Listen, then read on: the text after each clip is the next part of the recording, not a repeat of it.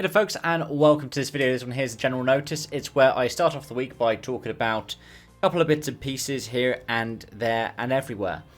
So you can skip to the timestamps, the stuff that you want to look at, or you can just stick with me and we'll go through a bit of a channel update as well as things that are coming up this week, as well as the articles that you're probably here for. But before I get on with it, if you do enjoy this stuff, do stick around. It means a lot to me to hear that people enjoy this stuff. And yeah, if you do like the stuff that I'm talking about, do hit the like button. One of the things I do end up doing, as you'll see in a moment, is going through the analytics to try and break down what works, what doesn't. So any feedback is much appreciated, even the criticisms. Without further ado, let's look ahead. Because I've already recorded the next video, which is my thoughts on NASCAR at Phoenix. I've also done my first stream and shorts upload for the week. I'm going to try and get back into doing those. Got another stream tomorrow in iRacing. Don't know when that's going to happen, depends on how the update rollout goes. Then, yeah, Australian GP preview, Sebring preview. A video that I'm going to talk about towards the end of this. I've literally just moved around my schedule for it. Then reviewing the first round of the supercars. I know it's like 3 weeks late, or 2 weeks late even. But I kind of want to do that. And it's nice that it ties in with the second set of races at Albert Park. And then a review for Sebring and for Melbourne. Both could be quite fun to talk about before the next general notice next Monday.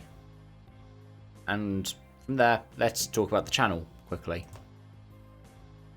Because in the past week, we've been down a bit in terms of views. I mean, part of that is because the main thing that I've been doing for like view farming has been shorts.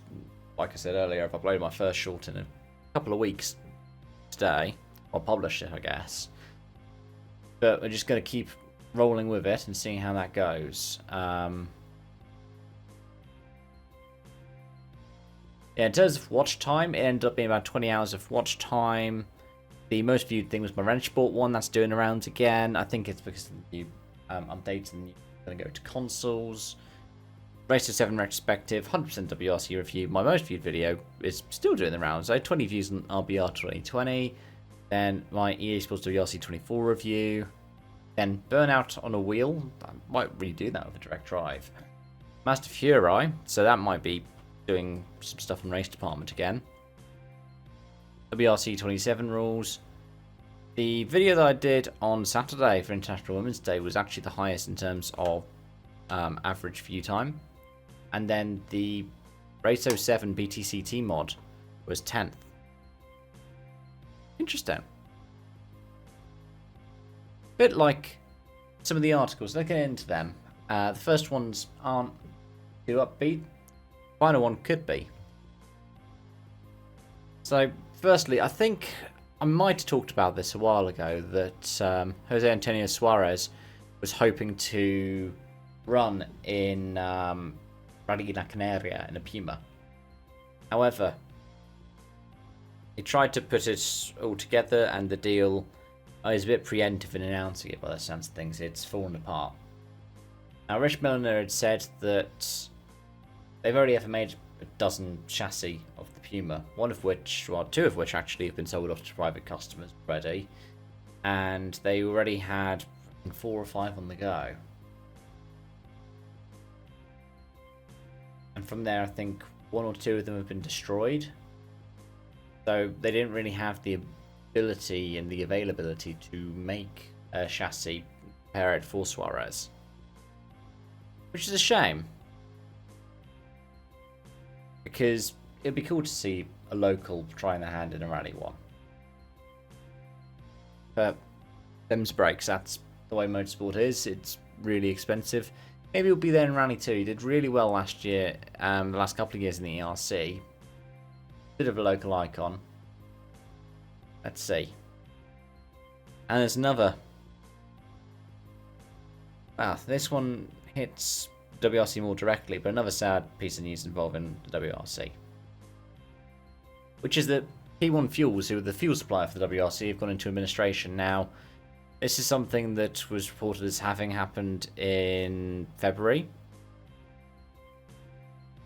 And the insolvency meant that the fuels for the Supplier rally were being held in Port of Mombasa in Kenya.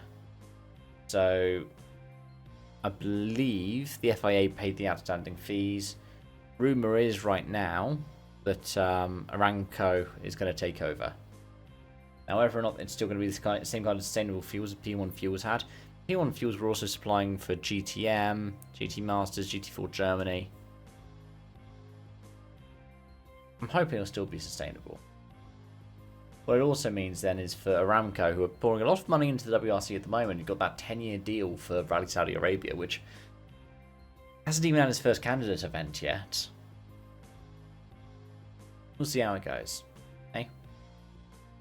A bit like this last one. Because a while ago I talked about WorldRX. I was really worried that WorldRX was done. But it looks like he'll be back for 2025, which means preseason predictions are back on. Supposedly the FIA is taking over running it.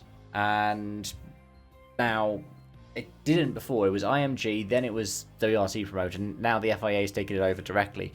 Supposedly a priority is free-to-air coverage and digital accessibility, so taking it out from behind the Rally TV paywall, which a lot of fans are going to enjoy. WorldRX is great to watch. I always enjoyed watching it both behind the paywall of Rally TV and also by itself on YouTube.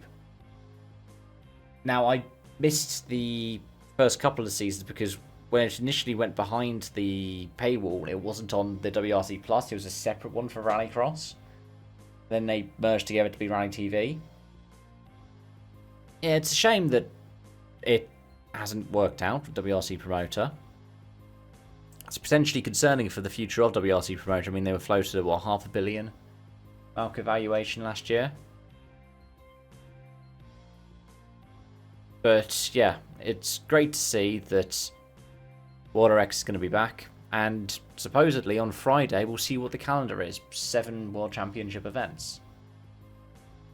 I wonder if the original calendar is going to stay put. I mean, the first round was meant to be in about 3 weeks. So I doubt it. But that's going to be my video on Friday, talking about that.